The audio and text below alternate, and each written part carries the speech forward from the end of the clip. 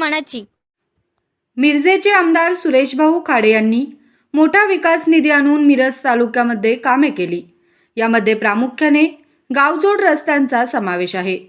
हे करत असताना त्यांनी निधी आणून रस्तेही केले। मात्र अधिकाऱ्यांनी त्यांनी केलेल्या कामाला काळिमा फासण्याचं काम केलं असल्याची चर्चा सध्या दिसत आहे। बोलवाड हे मिरजेपासून हाकेच्या अंतरावर असलेले गाव। मिरजेपासून बोलवाडला जाणाऱ्या रस्त्यावर नुकताच निधी वापरून रस्ता केला। मात्र याकडे प्रशासनाने पूर्णपणे दुर्लक्ष केले असल्याची चर्चा आता रंगली आहे। या ठिकाणी रस्त्यावर काटेरी झाडांचे साम्राज्य दिसून येत आहे।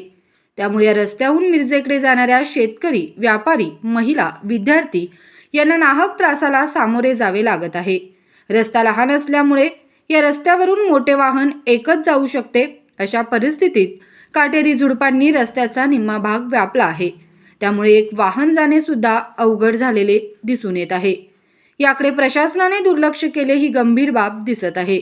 त्यामुळे प्रशासन या रस्त्यावरील काटेरी झुडपे काढते की ही झुडपे मोठ्या प्रमाणात येतील हेच पाहणे राहिले आहे।